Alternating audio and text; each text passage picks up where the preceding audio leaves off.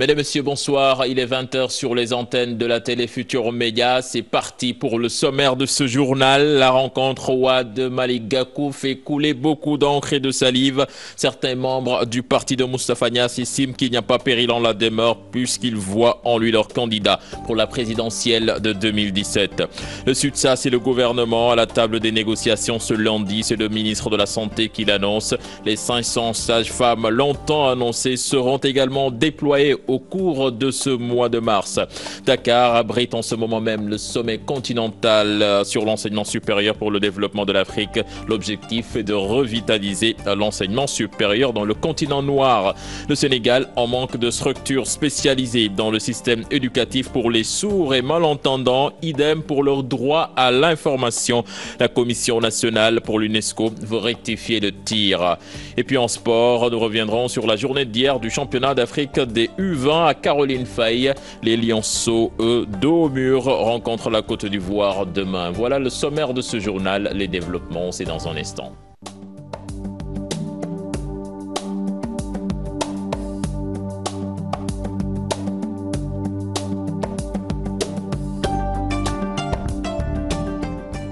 Bienvenue à toutes et à tous au lendemain de l'audience accordée à Malick Gakou par Maître Abdoulaye Wade. Les commentaires vont bon train. Des membres de l'AFP pensent qu'il n'y a pas péril en la demeure. Ils souhaitent par ailleurs que le numéro 2 du parti soit leur candidat pour la présidentielle de 2017. C'est un sujet signé Djibi Diallo et Adi Atala. L'audience accordée à Malick Gakou par Maître Abdoulaye Wade qui suscite des interrogations à l'AFP, du moins si une frange du parti de Moustapha Niasse n'y voit pas d'inconvénient. Selon certains, c'est dans l'ordre normal de la chose politique. Abdoulaye Wade est le doyen de toute la classe politique. S'il fait appel à qui que ce soit, n'importe quel responsable politique dans ce pays, je pense que le respect, seulement le respect, voudrait que Malick Gakou aille répondre à cette invitation. Moustapha Niasse a une coquille vide. Avec quel cadre? Il n'a plus rien à monnayer face à Macky Sall. C'est ça son problème et son dilemme. Maintenant, je le vois en train de rassembler Benno Siggil Sénégal, etc. D'aucuns qui dénoncent la manière cavalière du numéro 2 de l'AFP, Mamadou Goumbala et son camarade pensent que l'avis de leur secrétaire général Moustapha Niasse est inopportun. Parce que je sais que c'est un homme libre et c'est un homme qui ne veut pas que quelqu'un plane, que l'ombre d'une personne plane sur lui. Ça, il n'acceptera pas. Malick Gakou est maintenant sevré. C'est un homme qui n'a plus besoin de tuteur. On en a marre du tutorat de Moustapha Niasse. Les progressistes fustigent en outre la proposition de suspension de certains jeunes du parti. Aujourd'hui, tout le monde cherche des militants. Tout le monde cherche des jeunes. Donc si vous en avez vous trop et que vous en débarrassez, je pense que ce n'est pas une décision sage et le bureau politique ne pourra pas entériner cette décision. C'est dommage. C'est dommage pour les jeunes d'abord, parce que Moustapha Niasse, il est en train d'instrumentalité des jeunes contre des jeunes. Il devait jouer pour qu'il y ait une cohésion à l'intérieur de l'AFP. Le tête-à-tête entre Malick Gakou et Maître Abdoulaye Wade, un autre acte qui risque d'aggraver la crise à l'AFP et si les cadres n'y prennent garde. Adi Atala, merci. Le procès de Mamadou Lamine Massaly renvoyé jusqu'au 24 mars prochain. Le jeune libéral est poursuivi pour avoir proféré des accusations de torture contre la gendarmerie, entre autres. Je vous le disais en sommaire, Eva Marie Kolsek annonce l'ouverture de négociations entre le SUTSAS pour désamorcer la menace de grève brandie par le syndicat unique des travailleurs de la santé et de l'action sociale. Le ministre de la Santé annonce également que les 500 sages-femmes longtemps annoncées seront déployés au cours de ce mois de mars. Compte rendu signé Aminata Mbaresso et Mohamed Dian. À l'origine de ce préavis, un retard dans la mise en application des accords signés en février 2014. Le ministre de la Santé et de l'Action sociale rassure. Awa Marie Kolsek évoque même des lenteurs administratives. C'est une réunion qui va se faire au niveau de la fonction publique qui gère les négociations avec les syndicats. Ce que nous pouvons dire, c'est qu'il y a eu quand même beaucoup d'avancées. Même les syndicalistes l'admettent. Mais il y a des choses qui ne peuvent pas se faire du jour au lendemain. Ce qui fait que, bien sûr, quand vous avez signé des accords et qu'un an après, vous vous posez une question par rapport à un texte, c'est parce qu'il fallait des ateliers, il fallait que certains textes passent au niveau des commissions techniques, aillent à la Cour suprême, aillent même au niveau du gouvernement pour le Conseil des ministres si c'est un décret. Donc ça prend du temps. Dans le même sillage, le ministre annonce l'affectation de 500 sages-femmes dans plusieurs localités au cours du mois de mars. En mars au plus tard, tout sera réglé pour qu'on puisse affecter. Nous, on a tout préparé. Il suffit qu'il y ait ces affectations, ces recrutements officiellement qui se fassent, qu'on nous les affecte au niveau du ministère de la Santé. Nous avons fait en plus des promesses, parce que vous savez qu'on était dans le sud, et au niveau de Sédhiou, au niveau de Kolda, au niveau de Ziguinchor, les gens attendent ces sages-femmes-là. Des régions telles que Matam, Sédhiou, Kédougou, entre autres, les localités concernées. Aminata Mbaresso, le Sénégal en passe de disposer d'une structure apte à prendre en charge les enfants victimes de cardiopathie congénitale, une maladie qui atteint chaque année près de 1000 enfants à la naissance. La prise en charge coûte cher et nécessite souvent une évacuation à l'extérieur. Là-dessus, je propose d'écouter les explications du ministre de la Santé, Eva-Marie Kolsek, au micro d'Aminata Mbaresso et Mohamed Dian. Nous allons avoir bientôt aussi, vous allez m'inviter pour la première pierre au mois de juin avec la fondation QNO, qui est une fondation qui nous appuie aussi pour construire un centre carrément de chirurgie, surtout pour les enfants.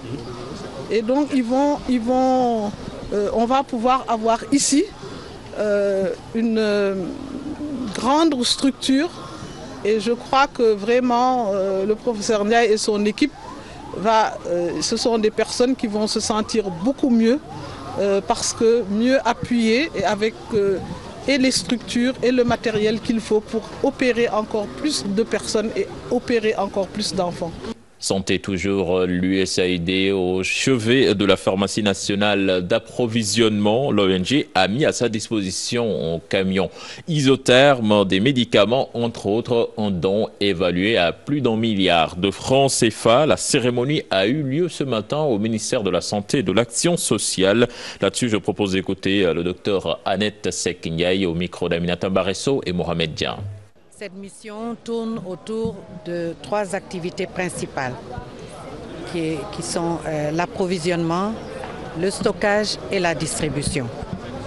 La distribution est une fonction essentielle puisqu'elle permet de transporter et de rendre disponibles les médicaments dans les points de prestation de services, c'est-à-dire là où les populations viennent se servir, viennent acheter leurs médicaments. Nous parlons de toute autre chose, le langage des signes pratiquement inexistant dans le système éducatif sénégalais. Des experts prônent plus de structures spécialisées pour permettre une meilleure intégration des malentendants ou des sourds dans la société. Cela a fait l'objet d'un atelier organisé par la Commission nationale pour l'UNESCO. Compte rendu signé Aïssatou Païfal et Tierno Laurent Mendy. La Commission nationale pour l'UNESCO s'engage à sensibiliser davantage les populations. Objectif principal, renforcer l'intégration des sourds et malentendants. C'est le premier atelier de sensibilisation et de conscientisation des pouvoirs publics, des populations, relativement aux attentes sociales des personnes sourdes. Le présent atelier maintenant s'inscrit dans le cadre d'aménager le cadre juridique d'abord et le dispositif de manière à créer les conditions de prise en charge des personnes sourdes. À ce titre, la mise en place des structures spécialisées a moyen de faciliter le langage des signes dans le système éducatif. Au niveau des services publics, disons du dispositif scolaire public, il n'existe aucun dispositif qui permette de prendre en charge les attentes des personnes sur le plan éducatif. Sauf au niveau supérieur, l'École nationale des travailleurs sociaux spécialisés. Le souci de cet escalier, c'est de lancer une initiative nationale, de manière à ce que l'État sénégalais, au travers du paquet qui a été lancé, introduise véritablement le langage des signes dans le système éducatif. D'où le besoin d'une formation accrue des acteurs. On ne se lève pas un bonjour et devenir interprète. Il faut d'abord se former. Si nous recherchons vraiment la réussite de ces enfants sourds, nous devons apprendre leur langage. Une prise en charge améliorée de ce handicap des sourds et malentendants participera à coup sûr à la politique d'inclusion sociale du gouvernement du Sénégal. Le droit à l'information des personnes sourdes ou malentendantes pas du tout respecté ici au Sénégal, un manquement dû à la discrimination dont sont victimes ces déficients auditifs.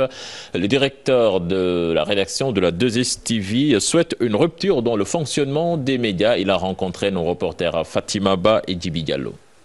Au Sénégal, aucune chaîne de télévision privée ne prend en compte le droit à l'information des personnes sourdes ou malentendantes.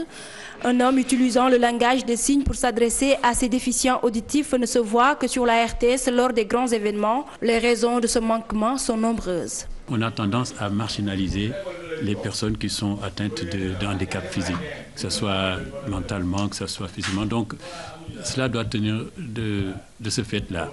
Donc, ces personnes sont ignorées, parfois même on les cache dans les familles. Donc, ça ne fait pas partie de notre culture, de les intégrer dans nos activités sociales. Et cela touche aussi et nous, les journalistes aussi, nous avons hérité ce défaut-là. Les responsables des télévisions veulent bien rectifier le tir, mais il faut d'abord des préalables.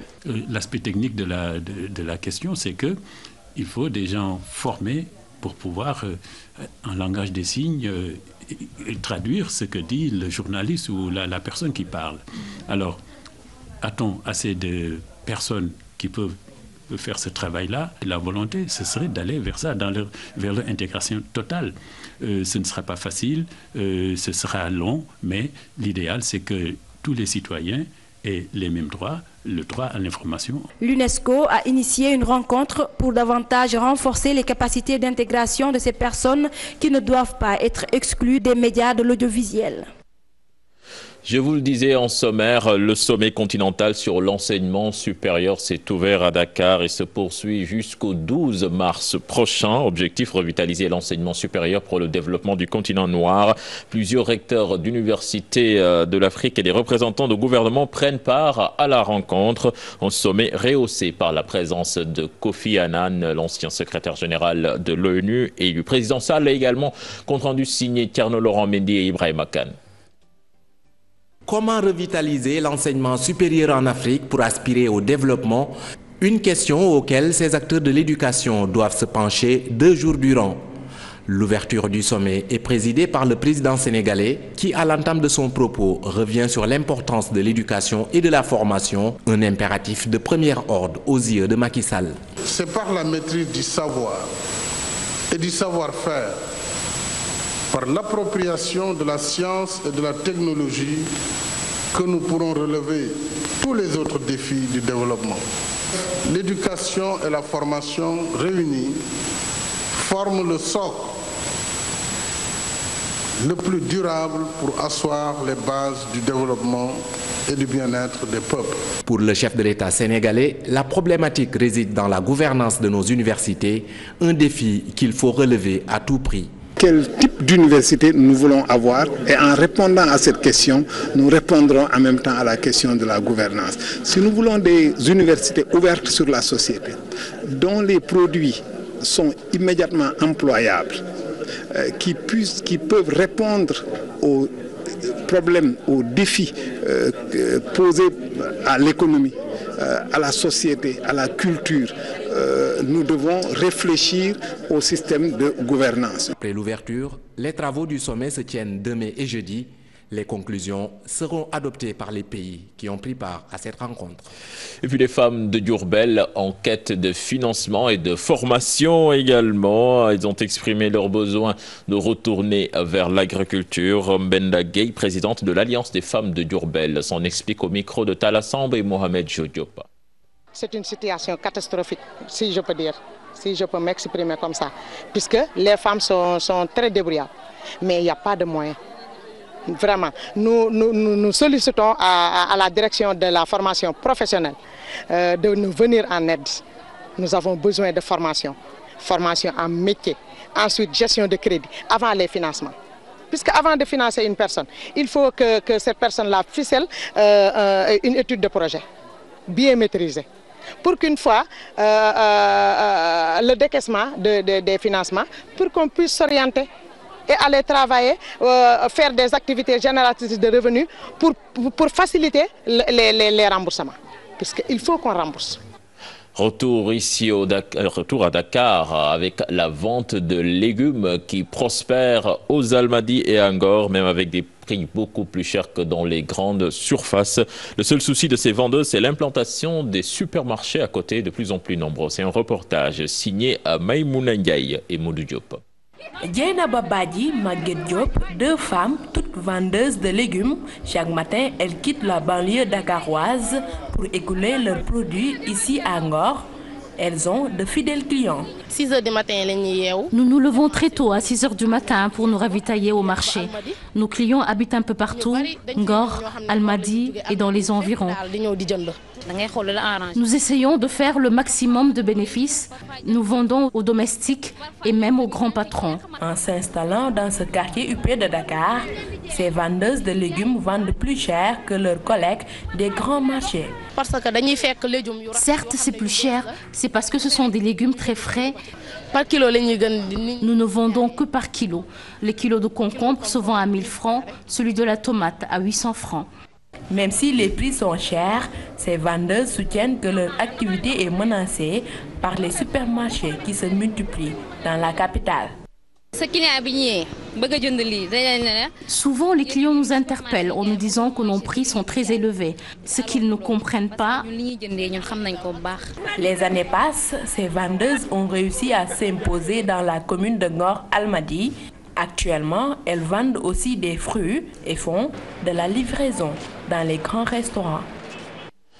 L'actualité internationale à présent qui nous mène au Nigeria, au Pakistan et en Argentine avec l'accident d'hélicoptère qui a fait 10 morts, dont 8 Français. C'est avec Daniel Youfa.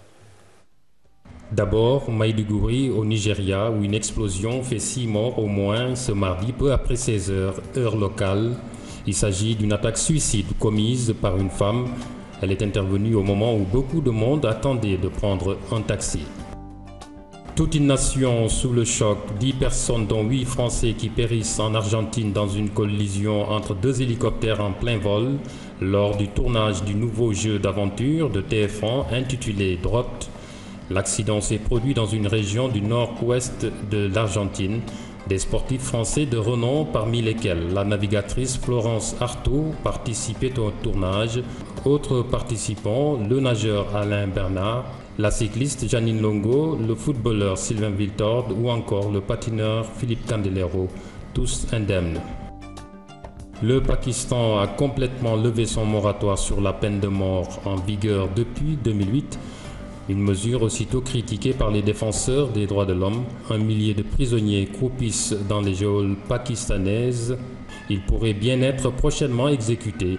Le ministère de l'Intérieur a ordonné aux autorités provinciales d'exécuter tous les prisonniers condamnés à mort dont les demandes de grâce ont été rejetées.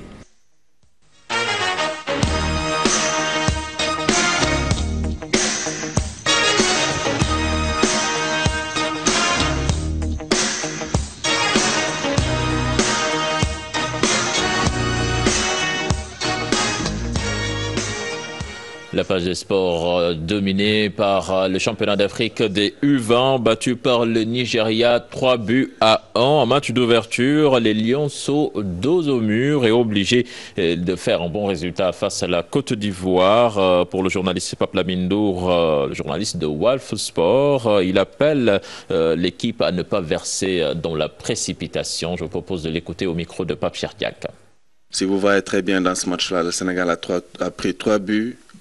Sur des actions de jeu en profondeur, ça veut dire que la défense était en difficulté parce que une équipe qui prend des buts en plein axe, ça veut dire tout simplement que la défense était à la rue. Une élimination du Sénégal dès le premier tour serait regrettable, absolument, étant donné que c'est le pays hôte qui organise la compétition.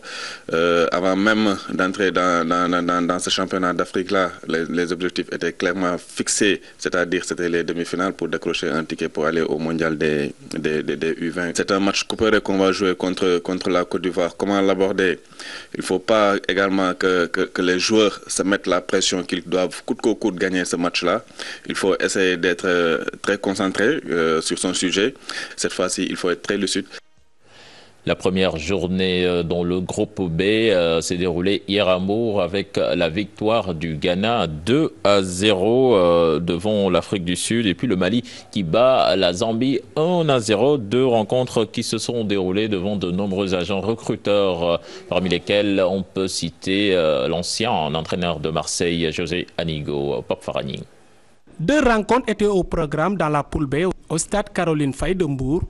Poussé par le nombreux public venu assister au match, l'équipe du Ghana a résumé la rencontre en une seule mi-temps avec un but de Obrey Mafosa contre son cas à la 8e minute et Benjamin Tété à la 44e minute.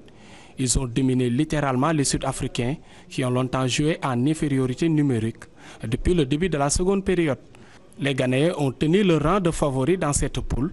Ils pouvaient même aggraver le score devant des Sud-Africains dépassés par le niveau des Ghanéens dans les gradés. Beaucoup de recruteurs qui jugent le niveau très bon. Le niveau de la compétition est bon, hein. Il est relevé. On est tous là pour la même chose et ce que j'ai vu moi, les gens les ont vus aussi.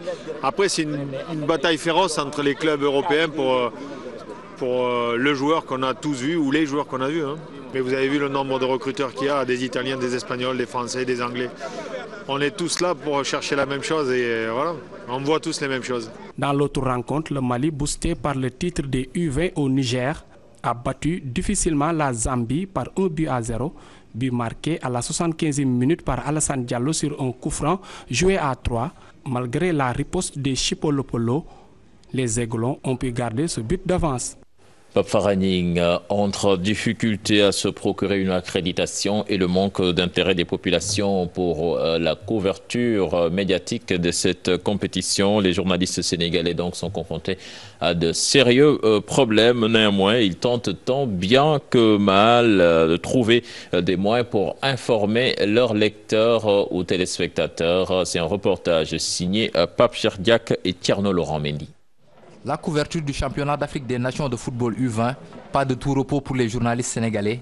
Certains d'entre eux ont éprouvé d'énormes difficultés à s'accréditer. Je ne peux pas comprendre que pour la Coupe d'Afrique des Nations de football, les radios et les télés, même celles qui n'ont pas les droits pour le direct, sont accréditées. Et pour une compétition mineure qui a besoin de promotion, qu'on nous dise que oui, pour les droits d'exclusivité, telle radio ou telle télé n'ont pas droit à des accréditations. J'ai vu que beaucoup de journalistes n'étaient pas au stade. Donc parce que, ou bien il y a des gens qui ont pris le ticket pour venir suivre le match. Or, si tu prends le ticket, tu ne peux pas aller faire le zone mixte, tu ne peux pas aller suivre la conférence de presse, tu suis tout juste le match. Toutefois, devoir d'informer les lecteurs et les auditeurs oblige. Les subterfuges ne manquent pas pour trouver l'info. N'empêche, les gens ont le droit à l'information. En tant que journaliste, on va s'organiser pour que les gens puissent tout le temps avoir les informations relatives à cette compétition du début jusqu'à la fin. On essaie de travailler avec les images de la télé, comme on avait fait pour la CAN. Le déficit de communication pour rendre la compétition plus attractive, il déplore. On a vu que pour cette CAN, la population n'a pas trop collé. Peut-être qu'il y a eu un problème de communication quelque part au niveau du comité d'organisation. Le CHAN U20 Sénégal 2015 se dispute du 8 au 22 mars à Dakar et à Hambourg. Cette compétition que le Sénégal abrite pour la première fois n'a pas encore suscité l'engouement espéré chez les médias et au sein des populations. Voilà, c'est fini pour ce 20h. Alors, Pape Cheikh est déjà en place. Merci, cher Tidiane, l'ami de Pierre Da Silva. N'est-ce pas que vous êtes l'ami de Pierre Da Silva, le réalisateur du journal? Oui, en plein journal, je pense que c'est mon meilleur ami. Voilà. Parce que s'il déconne, là, le journal part en vrille. Voilà, on appelle ça ambiance de charriage en plein journal. Merci beaucoup, cher Tidiane Diao. On retrouve la rédaction à minuit pour le bulletin. Sinon, l'information revient demain matin dès 6h45. Ce sera aussi pour des infos. N'est-ce pas? Des informations très très fraîches le matin avec l'équipe du matin et Chérif Dia, je pense à la baguette. Voilà, il faut rappeler que l'information se réveille très tôt sur Télévision Futur Média à 20h26. On remercie la rédaction, on le retrouve à minuit, ce sera pour le bulletin.